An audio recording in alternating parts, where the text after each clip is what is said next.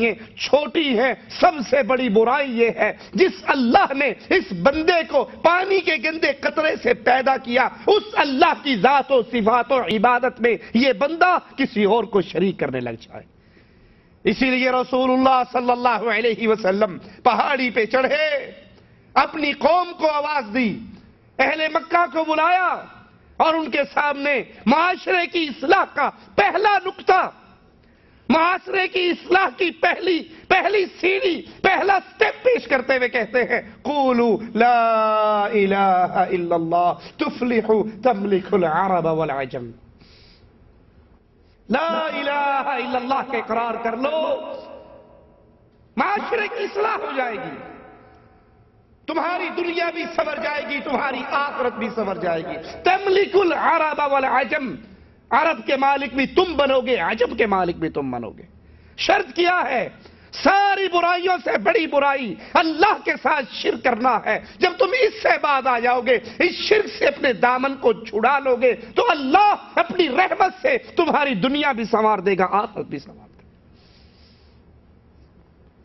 وہ قوم اپنے معاشرے کو کبھی نہیں سنوار سکتی جو لا الہ الا اللہ کی بنیادی دعوت کو چھوڑ کر قوم کو نماز کے نام پہ اکٹھا کرے، قوم کو جہاد کے نام پہ اکٹھا کرے، قوم کو رشوت کے خلاف اکٹھا کرے، زنا کے خلاف اکٹھا کرے۔ وہ قوم کبھی اپنے معاشرے کو سنوار نہیں سکتی اور کبھی بھی معاشرہ نہیں سنور سکتا۔ معاشرہ اس طریقے پہ سنورے گا جس طریقے پہ محمد نے سنوارا تھا صلی اللہ علیہ وسلم۔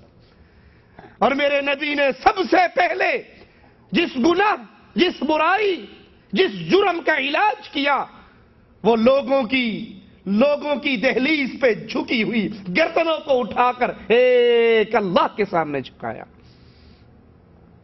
آج دنیا کے بے بہا لوگ، دنیا کی بے بہا تنظیمیں، جماعتیں چاہتی ہیں ہمارا معاشرہ ٹھیک ہو جائے، کبھی رشوت کے خلاف، کبھی زنا کے خلاف، کبھی چوری کے خلاف، کبھی ڈاکے کے خلاف، کبھی بے پردگی کے خلاف تقریریں ہوتی ہیں۔ اس پوائنٹ پر معاشرے کو سنوارنے کی کوشش کی جاتی ہے اور خال ہی کوئی نظر آئے گا جو اپنے معاشرے کو اس بنیاد پہ سنوارے جس پر محمد رسول اللہ نے سنوارا صلی اللہ علیہ وسلم۔ اللہ عز و جل نے اپنے نبی کو وہ کتاب دی جو کتاب نور ہدایت، دعوت توحید دینے والی کتاب۔ قرآن کہتا ہے وَأَنزَلْنَا إِلَيْكُمْ نُورًا مُبِينًا، ہم نے کھلا ہوا نور، روشن دلیلیں، روشن کتاب، روشن نور تمہاری طرف اتارا۔ ایک اللہ کی عبادت کرو، اللہ کی عبادت میں کسی کو شریک نہ کرو۔ اللہ کی عبادت کے بعد معاشرے کی اصلاح کا دوسرا طریقہ کار، دوسرا سٹیپ، یہ معاشرہ تب ٹھیک ہوگا جب پوری دنیا کے لوگ محمد کے رنگ میں رنگ جائیں گے صلی اللہ علیہ وسلم۔ محمدی رنگ اگر معاشرے پہ غالب آئے گا، نبی کی اتباع کا رنگ غالب آئے گا تو جو لوگ نبی سے جڑ جاتے ہیں، جو اپنا دامن رسول سے لگا لیتے ہیں، جو اپنے نبی کی اتباع کرتے ہیں، ان کی دنیا بھی سنورتی ہے، ان کی آخرت بھی سنورتی ہے۔ صرف یہ سوچ، صرف یہ منہج، صرف یہ نظریہ کہ میں نے اللہ کے رسول کی اتباع کرنی ہے، اللہ کی قسم صرف یہ سوچ اور یہ نظریہ اور یہ منہج بندہ اپنا لے، عمل کا میدان ابھی نہیں بھی آیا، موت واقع ہو جائے، یہ بندہ اللہ کی جنت کا داخل ہو جاتا ہے۔ ایک شخص آیا رسول اللہ صلی اللہ علیہ وسلم کے پاس، کہنے لگا مجھے ایک عمل بتا دیجئے، اذا عملتہ دخلت الجنہ، جب وہ میں کام کر لوں تو میں اللہ کی جنت میں داخل ہو جاؤں۔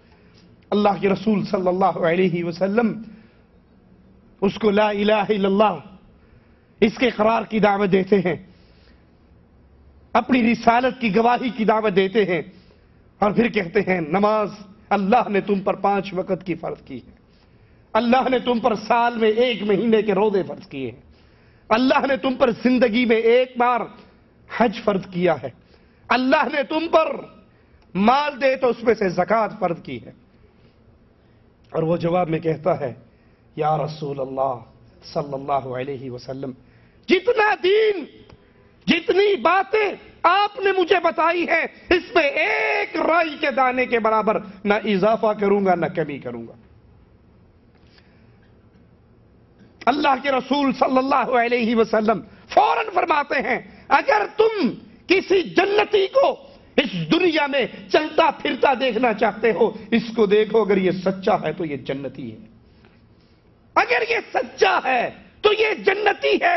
صرف یہ اعلان کر کے، صرف یہ عہد کر کے، صرف یہ منہج اپنا کے کہ میں دین اتنا مانوں گا جتنا محمد الرسول اللہ نے کہا صلی اللہ علیہ وسلم، اس میں اضافہ نہیں کروں گا، اس میں کمی نہیں کروں گا، اس کے اندر زیادتی نہیں ہوگی، اپنی طرف سے اپنی رائے، اپنی شیخ کی رائے، اپنے امام کی رائے، اپنے پیر کی رائے، اپنے بزرگ کی رائے، اپنے حضرت کی رائے کو میں دین نہیں بناؤں گا۔ دین صرف وہ ہوگا جو محمد الرسول اللہ نے کہا صلی اللہ علیہ وسلم۔ معاشرے کی اصلاح کی بنیادی چیزیں یہ دو بنیادی باتیں ہیں لوگوں۔ معاشرے کے اندر دعوت دی جائے اللہ کی عبادت کی اور رسول اللہ صلی اللہ علیہ وسلم کی تباہی۔ اللہ کے علاوہ عبادت کا کوئی حقدار نہیں، اور رسول اللہ صلی اللہ علیہ وسلم کے علاوہ کوئی ایسی ذات نہیں، کوئی ایسی شخصیت نہیں، کوئی ایسی ہستی نہیں جس کی ہر بات قبول کی جائے گی، ٹھوکر نہیں ماری جائے گی۔ رسول اللہ صلی اللہ علیہ وسلم کے علاوہ ہر بندے کی بات غلط بھی ہو سکتی ہے، صحیح بھی ہو سکتی ہے، مانی بھی جا سکتی ہے، چھوڑی بھی جا سکتی ہے۔ اسی لیے امام مالک رحمہ اللہ رسول اللہ صلی اللہ علیہ وسلم کی قبر کی طرف اشارہ کر کے کہا کرتے تھے جو اس قبر میں سو رہا ہے اس کی ہر بات برحق ہے، قبول کی جائے گی، تسلیم کی جائے گی، مانی جائے گی، اور اس کے علاوہ ہر بندے کی بات قبول بھی ہو سکتی ہے اور رد بھی ہو سکتی ہے۔